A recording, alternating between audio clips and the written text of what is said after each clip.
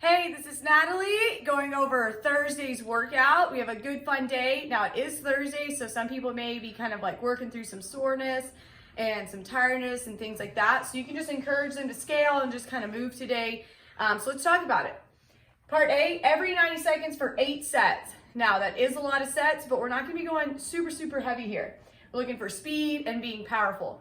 We have 3 back squats at 65 to 75%, and tell people to just like stay true to that. Like, what is their 65, 75%?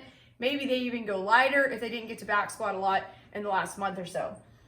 Notice that it has a tempo. It's gonna be 3 seconds down. So nice and controlled. They can have that good form, keeping our chest nice and high, tracking those knees out. Really reiterate that to people.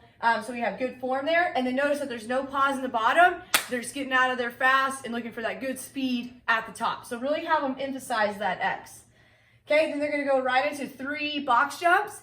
Not really looking for height necessarily here, but we're looking for power. So jumping up high on the box without necessarily having to go to like a 30-inch box. Definitely not having people catch in the bottom of that squat on the jump. So they can practice jumping up nice and high and being powerful there as well. So people can even do that with a 16-inch box.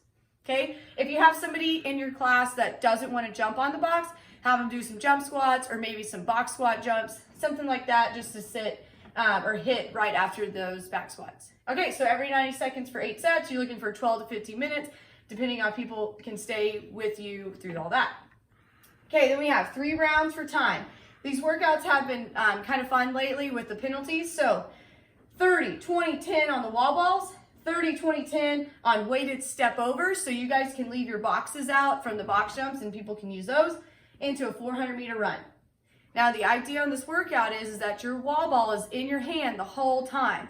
So it's on the wall balls here, the weighted step overs, and the 400-meter run. You'll see that it's written as a heavier wall ball.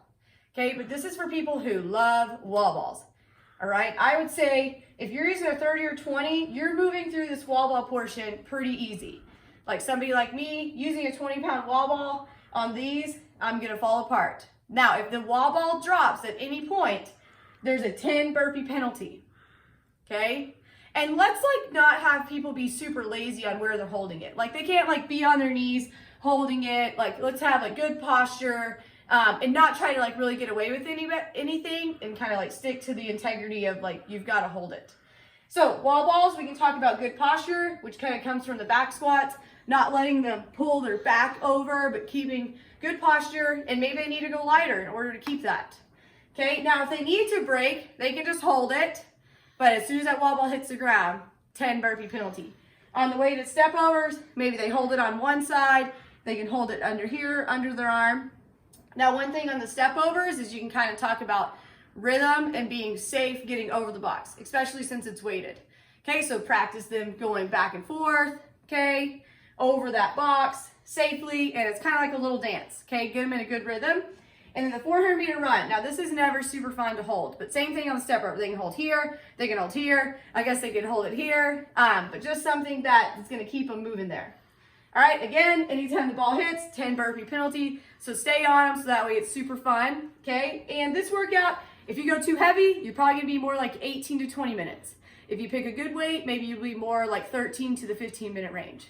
All right, so make sure they make good choices on what their wall ball weight is. And got about 15 minutes here, 15 minutes here, 30 minutes entirely. So a lot of time to really warm up those squats.